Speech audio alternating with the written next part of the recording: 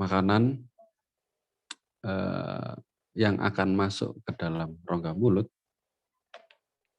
makanan yang memasuki rongga mulut, di sini akan dilakukan proses digesti atau penghancuran secara mekanik, dihancurkan secara mekanik digesti. Lalu di sini juga terjadi breakdown dari partikel makanan atau makanan partikel kecil-kecil dengan proses mekanik dan dibantu dengan adanya enzim. Ya, adanya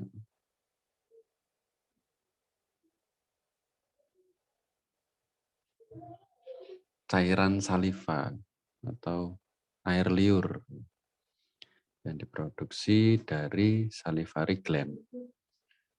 Salivary gland juga fungsinya menjadikan makanan lebih kental dan juga membuat makanan ini menjadi lebih licin. Ya, artinya licin itu bisa ditelan dengan mudah. Selanjutnya adanya proses motility yang dilakukan oleh saluran esofagus. Ya, saluran dari faring hingga esofagus.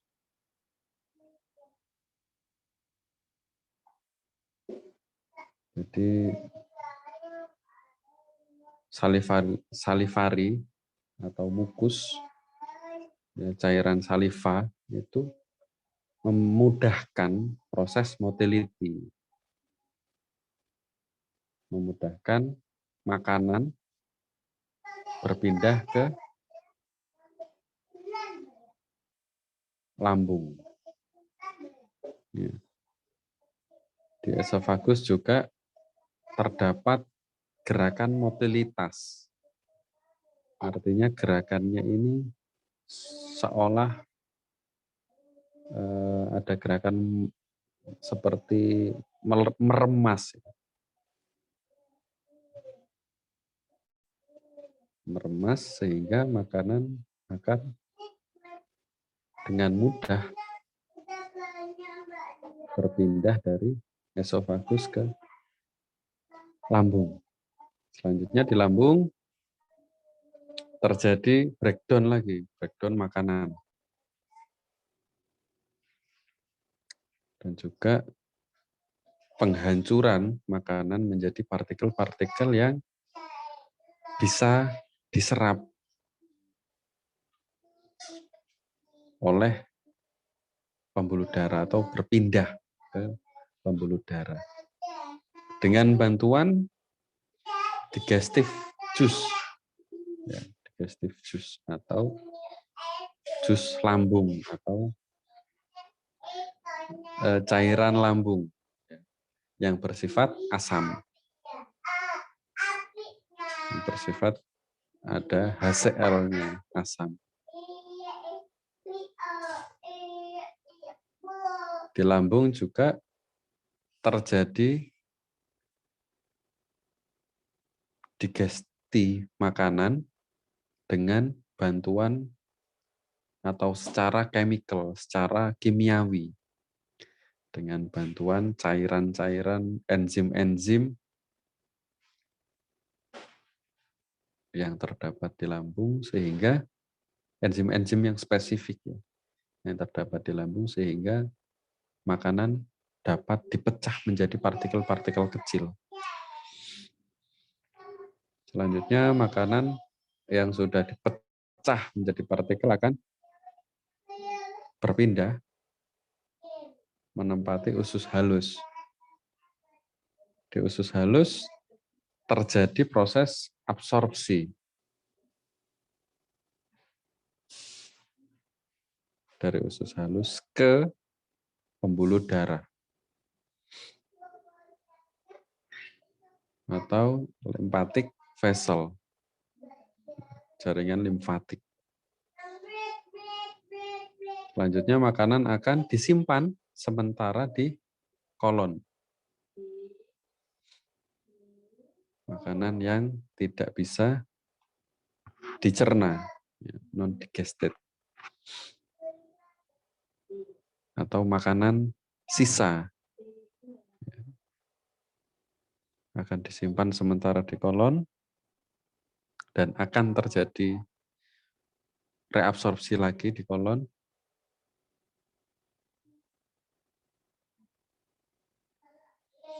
Yang selanjutnya, setelah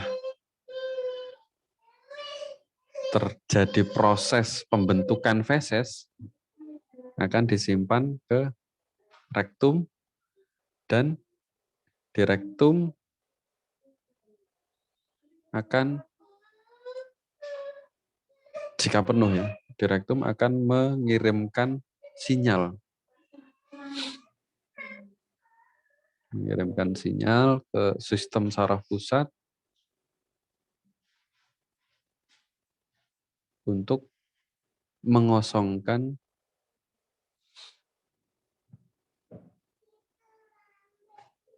rektum. Pengosongan rektum, yaitu berarti proses BAB.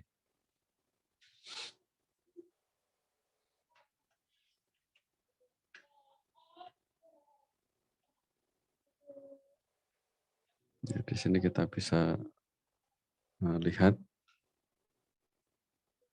makanan yang masuk ke dalam rongga mulut akan dilakukan proses mekanik, penghancuran secara mekanik, dilakukan oleh otot rahang dan juga gigi. Dan makanan-makanan tersebut dikenyalkan ya, di moist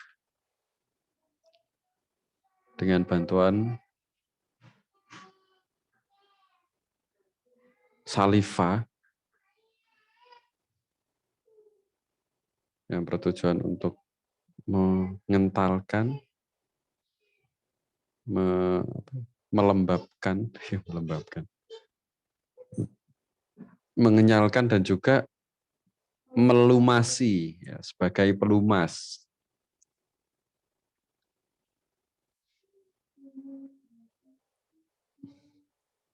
Dan menghancurkan polisakarida dengan bantuan adanya enzim amilase. Ini adalah yang dilakukan oleh salivary gland. Ada kelenjar saliva atau kelenjar liur. Ya. Makanan masuk ke faring, ditelan di faring, lalu melalui esofagus, lalu menempati lambung kita. Di lambung ini terdapat cairan lambung yang bersifat asam, di mana makanan ini akan diproses secara kimia, di breakdown secara kimia, dengan bantuan enzim pepsin untuk memecah protein. HCl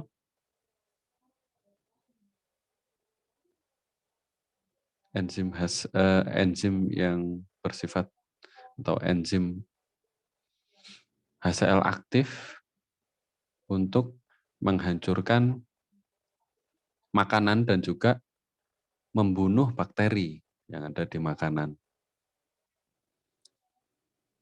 Dan lambung juga dilindungi oleh mukus lambung yang bersifat tahan asam, sehingga HCl tidak bisa merusak daripada dinding lambung. Kamu tahu HCl ya? Coba kamu ke toko bangunan, kamu beli HCl. HCl itu biasanya digunakan untuk menghancurkan atau membersihkan keramik, kotoran yang ada di keramik. Jadi bisa kamu bayangkan sebegitu kerasnya HCl bisa sampai membersihkan keramik, menghancurkan keramik, membersihkan kerak-kerak pada keramik. Bayangkan ketika kalian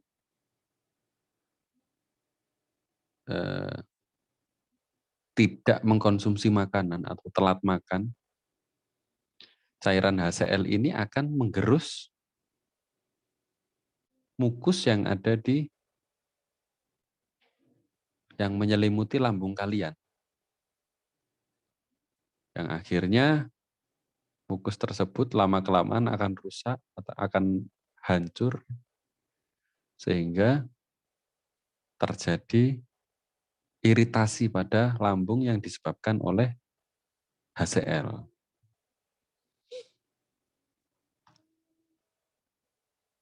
Kondisi demikian biasanya lebih dikenal dengan kondisi MAH ya, atau gastritis. Karena tidak ada makanan yang dihancurkan di lambung. Oleh sebab itu, cairan lambung menghancurkan atau mukus pada lambung yang menyelimuti rongga dinding-dinding lambung akan hancur, akan rusak terkena cairan HCl. Selanjutnya sistem pencernaan lain yaitu adalah hati, di mana hati ini sebagai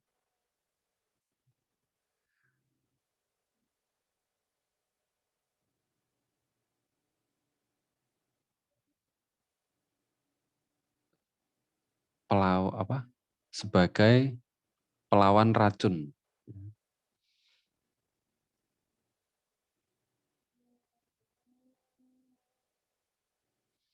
Jadi hati ini adalah penawarnya racun-racun. Dan juga hati sebagai penghancur daripada makanan-makanan yang membantu menghancurkan makanan-makanan dengan menghasilkan cairan empedu. Menghasilkan cairan empedu yang berguna untuk sistem pencernaan. Ya, menghancurkan makanan dan juga memberikan warna pada feses. Selanjutnya ada organ pankreas, di mana salah satu fungsi organ pankreas menghasilkan insulin yang berguna untuk mengontrol gula dalam darah. Partikel gula yang sudah dihancurkan oleh lambung, lalu dikontrol oleh insulin yang dihasilkan oleh pankreas. Dan pankreas juga menghasilkan tripsin dan kemotripsin yang berguna untuk menghancurkan protein, mencerna protein. Lalu enzim amilase untuk menghancurkan polisakarida, enzim lipase untuk menghancurkan lemak. Tulang. Itu tulangnya.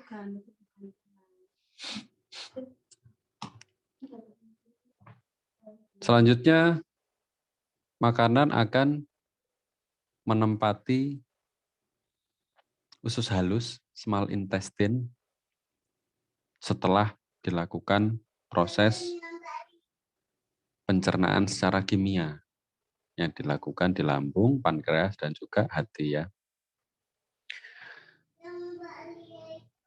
Makanan yang sudah berada di usus halus, makanan yang sudah selesai digesti atau selesai dicerna di usus halus,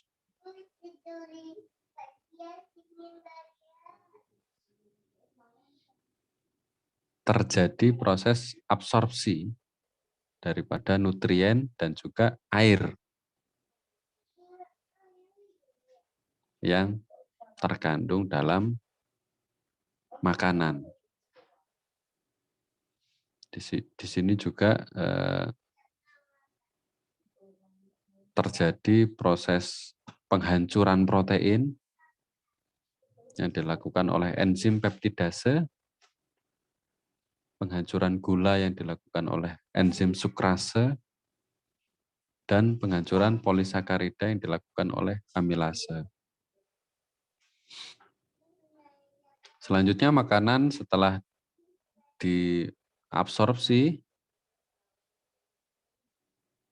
menempati kolon atau usus besar. Di sini makanan berjalan melalui kolon ascending, ya, lalu menempati kolon transversal, lalu kolon descending. Selanjutnya ke rektum untuk disimpan sementara di rektum, yang nantinya selanjutnya dikeluarkan melalui anus dengan kontrol sfinkter anus. Di usus besar terjadi reabsorpsi air dan juga ion yang terlarut dalam air dan membentuk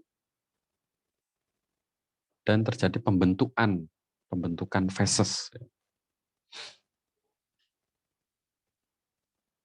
Ini adalah proses pencernaan, sistem pencernaan.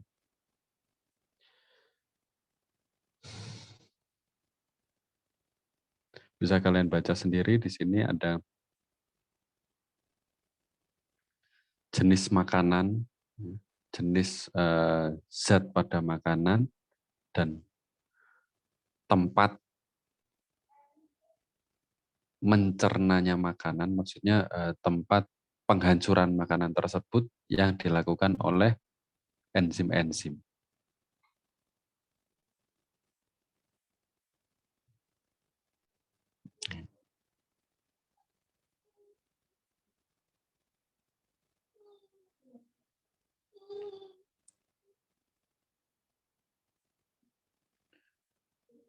Ini adalah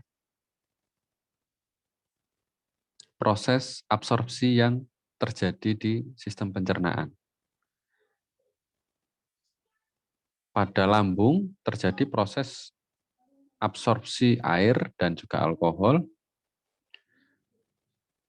proses absorpsi besi, kalsium, lemak, gula, air, protein, vitamin, magnesium, dan sodium terjadi di duodenum, bagian dari usus halus. Usus halus meliputi duodenum, jejunum, ileum. Jejunum, gula dan protein diabsorpsi, lalu di ileum, garam, vitamin B12, dan klorida. Selanjutnya di kolon, absorpsi terakhir yaitu adalah air dan juga elektrolit.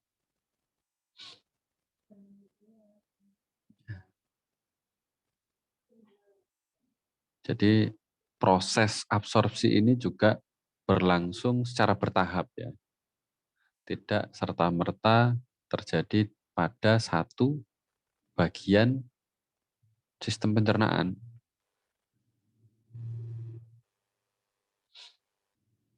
Apalagi absorpsi air itu dilakukan oleh lambung, usus halus dan juga usus besar.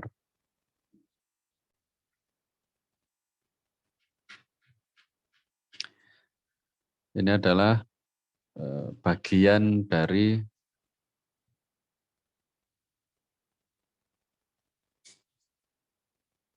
saluran gastrointestinal.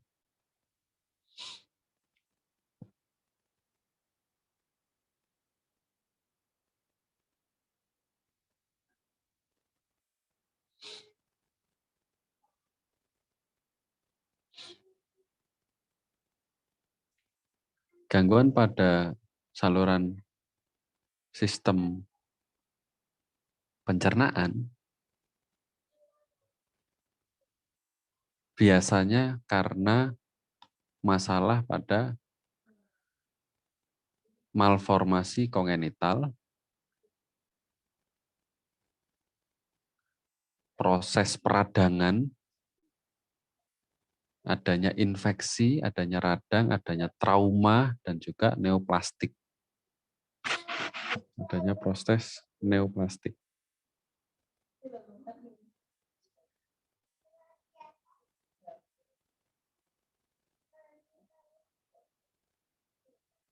Masalah sistem pencernaan yang disebabkan karena eksternal, faktor eksternal, yaitu salah satunya karena adanya substansi racun yang ada di makanan dan juga air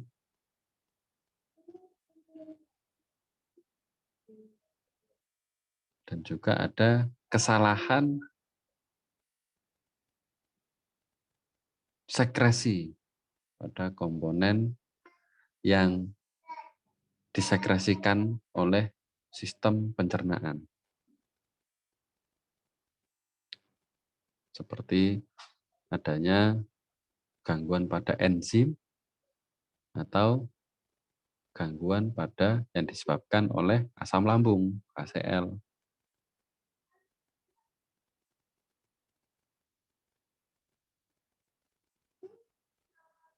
Dan adanya produk sisa yang bersumber dari makanan yang mengandung bakteri.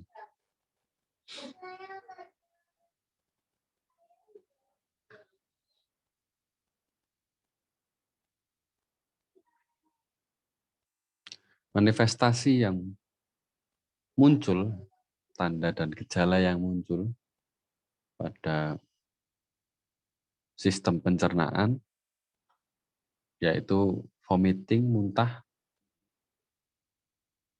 dispepsia, nyeri pada ulu hati,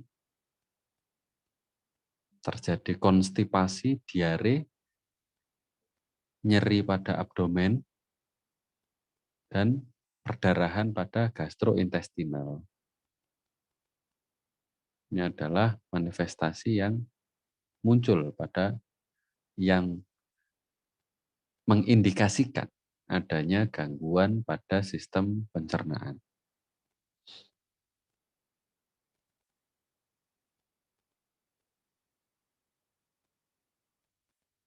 Bisa kalian baca sendiri, vomiting karena adanya atau vomiting adalah muntah.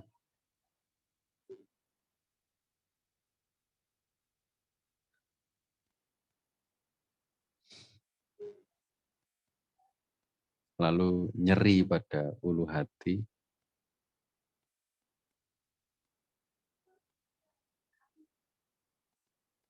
jika ada nyeri pada abdomen. Yang yang terganggu adalah esofagus, menyebabkan penyakit peptic ulcer.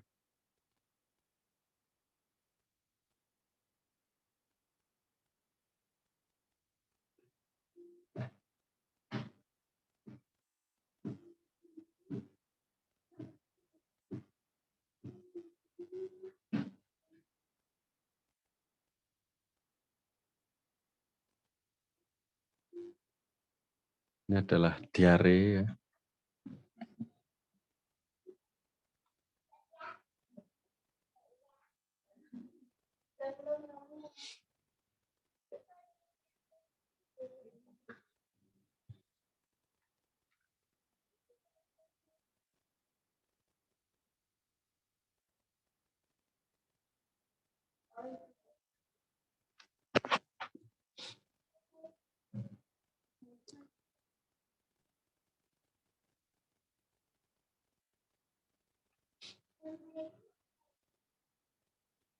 Adalah gangguan-gangguan pada sistem pencernaan.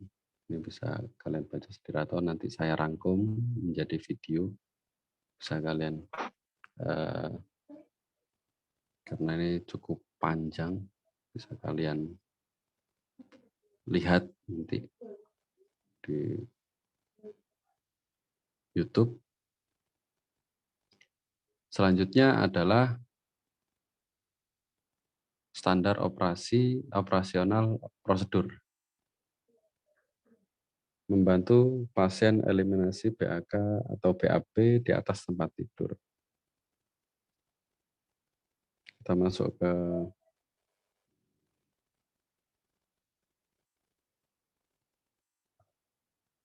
praktikum, ya.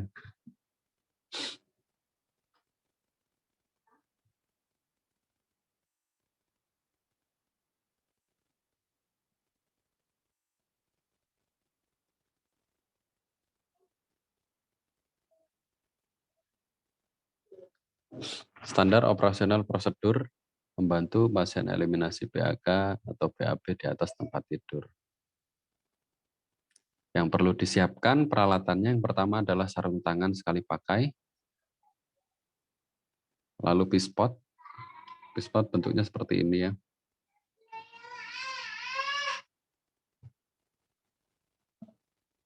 Ada yang terbuat dari plastik dan juga ada yang terbuat dari aluminium atau logam. Lalu ini adalah urinoir untuk menampung urin. Yang keempat adalah tisu toilet dan kain lap dan handuk. Peralatan yang harus kalian siapkan saat menolong BAB atau BAK. Prosedur pelaksanaan, tahap prainteraksi, mengecek program terapi, mencuci tangan, menyiapkan alat. Lalu tahap orientasi, memberikan salam kepada pasien dan sapa nama pasien. Identifikasi pasiennya, apakah benar pasiennya. Lalu cek pada gelang pasien, nama dan juga tanggal lahir atau nomor registrasi pasien. Yang kedua, menjelaskan tujuan dan prosedur tindakan pada klien atau keluarga. Dijelaskan tujuannya dan juga tahapan-tahapan prosedur yang akan dilakukan. Selanjutnya, menanyakan persetujuan dan kesiapan klien sebelum kegiatan dilakukan. Masuk pada tahap kerja. Yang pertama, tutup tirai atau pintu.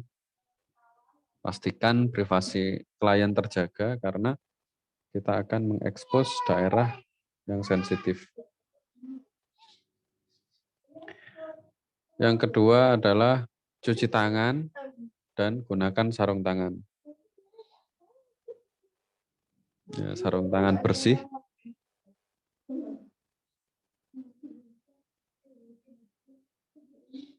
Yang ketiga, bantu klien ke posisi berbaring, miring, dengan menggunakan rel samping sebagai penyangga. Jadi posisikan pasien miring. Jangan lupa pasang pengaman ya, pengaman tempat tidur. Jadi tempat tidur di rumah sakit itu ada pengaman kanan dan kirinya dipasang. Selanjutnya letakkan pispot di bawah bokong. Tempatkan panci fraktur dengan ujung bawah di dekat daerah punggung bawah klien. Tempatkan pispot maksudnya. Dengan ujung bawah di dekat daerah punggung bawah klien. Bagian bawah pispot ini berada di punggung pasien atau mengarah ke punggung pasien. Jadi yang berada di bokong adalah bagian yang ada pegangannya ini.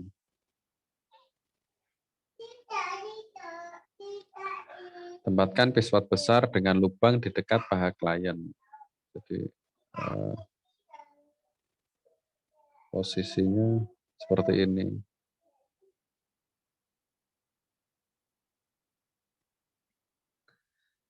Lalu selanjutnya setelah pasien miring, sambil memegang pispot dengan satu tangan, bantu klien berguling terlentang. Instruksikan pasien terlentang.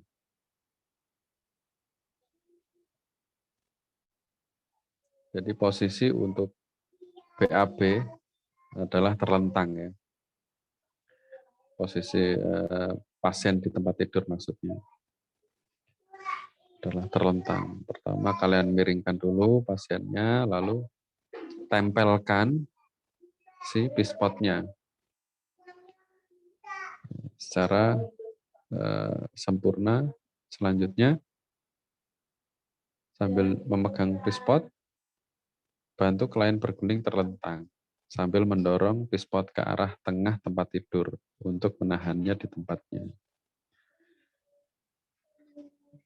Lalu pasiennya suruh terlentang. Periksa penempatan pispot dengan melihat di antara kedua kaki klien. Dicek lagi apakah pispotnya sudah tepat berada di lubang anus ya, atau sudah bisa mengakomodir si fesesnya nanti. Kalau miring, kalau tidak pas disesuaikan, dipaskan dengan cara menggeser. Menggesernya pelan-pelan, pasiennya suruh mengangkat bagian bahu. Kalau pasiennya tidak bisa mengangkat bagian bahu, dimiringkan lagi. Jika diindikasikan, tinggikan kepala tempat tidur ke sudut 45 atau lebih tinggi untuk kenyamanan. Jika memungkinkan, kondisikan pasien semi-fowler. Posisikan pasien semi-fowler dengan meninggikan bagian atas daripada tempat tidur.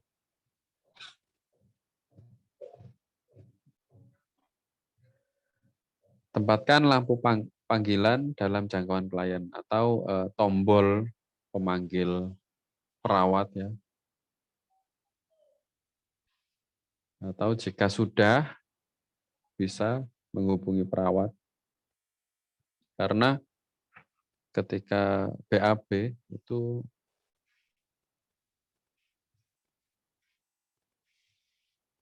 tidak usah ditunggu. Maksudnya perawat tidak usah menunggu sampai tuntas. Jadi nggak perlu menunggu, ketika sudah selesai, keluarga bisa memanggil perawat untuk membantu membersihkan.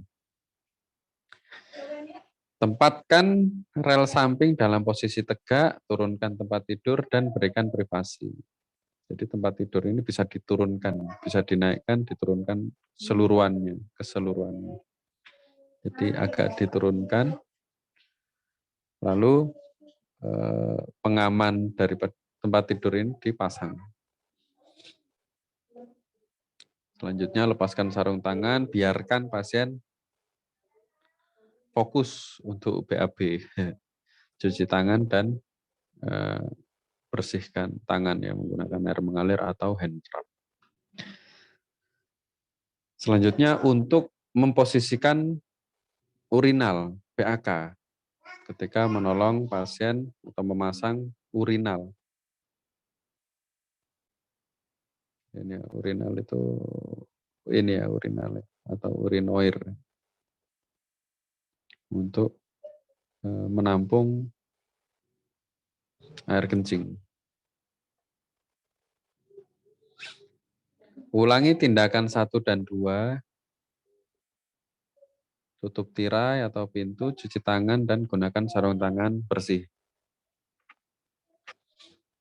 Selanjutnya, angkat penutup dan tempat urinoir sehingga klien dapat memegang pegangan dan memposisikannya. Diberikan urinoirnya, ya, diedukasi, diberitahu cara penggunaannya. Jika klien tidak dapat melakukannya karena kelemahan ekstremitas atau kondisi lain, perawat harus memposisikan urinoir dan memasukkan penis ke dalam lubang. Dengan catatan, tindakan ini ditujukan pada pasien laki-laki ya, menggunakan urinoir. Kalau perempuan, menggunakan pispot duduk atau pispot yang sama dengan menolong buang air besar ini. Sama prosedurnya untuk PAK pada wanita.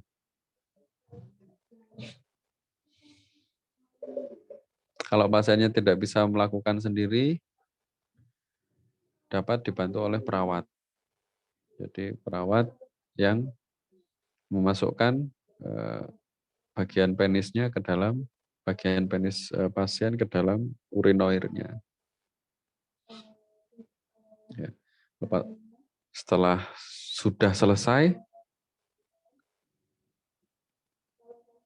atau dibiarkan dulu supaya pasien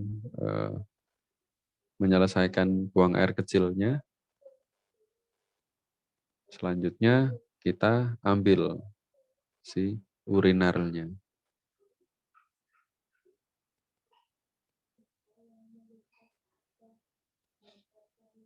Mengambil urinal. Setelah pasiennya sudah selesai, kita ambil, kita kosongkan ya urinarnya. Jangan lupa yang utama adalah ukur haluaran urin. Setelah diukur ada angkanya ya di sana ya.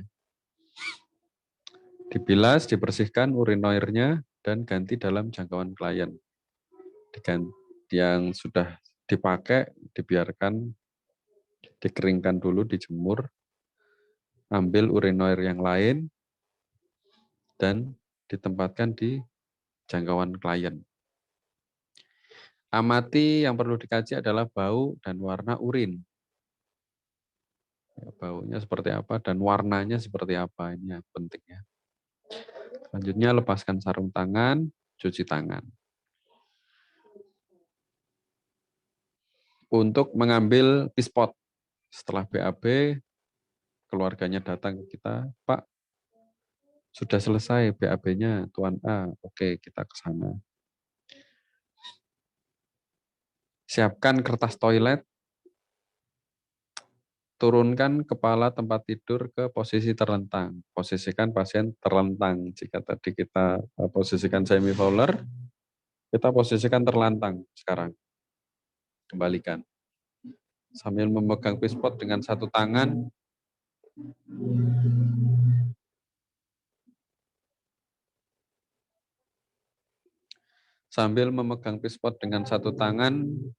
gulingkan klien ke samping dan ambil pispot.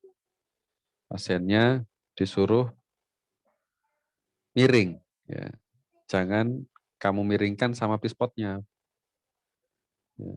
Pasiennya aja yang miring, pispotnya masih tertinggal, dan kita ambil secara hati-hati agar tidak sampai tumpah isinya ya. Kalau isinya sampai tumpah, repot ya.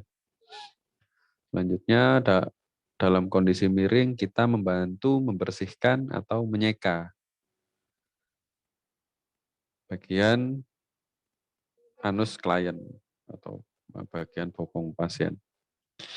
Usap dengan gerakan dari depan ke belakang. Ingat ya, dari depan ke belakang, dari arah penis atau dari arah vagina ke belakang, ke anus. Jangan kebalik. Jangan dari arah anus ke penis atau vagina, nanti ada resiko infeksi. Dengan 1 kali usapan. Ya. 1 kali usapan, ganti lagi dengan kertas atau tisu toilet atau menggunakan kapas ya, dengan air. 1 kali usapan, ganti sampai bersih seluruhnya. Kosongkan pispot. Sebelumnya kita kaji eliminasi alfinya, kotorannya, fesesnya kita kaji. Bersihkan pispot dan simpan di tempat yang tepat. Jika pispot akan dikosongkan di luar kamar klien, tutuplah selama pengangkutan. Jangan biarkan terbuka pispotnya. Apalagi kalian bawa tinggi-tinggi gitu ya. Atau kalian tempatkan di atas troli. Kalian kasih penutup, ya, entah itu tisu atau penutup dari pispot. Selanjutnya, sebelumnya kita posisikan pasien dulu ya. Setelah pasiennya dibersihkan, benar-benar bersih, kita pasang penutup, selimut, atau kita pakaikan pasiennya pakaian, lalu posisikan pasien dengan nyaman. Itu adalah prosedur membantu pasien eliminasi BAK atau BAB di atas tempat tidur. Lang, jangan rame, Lang.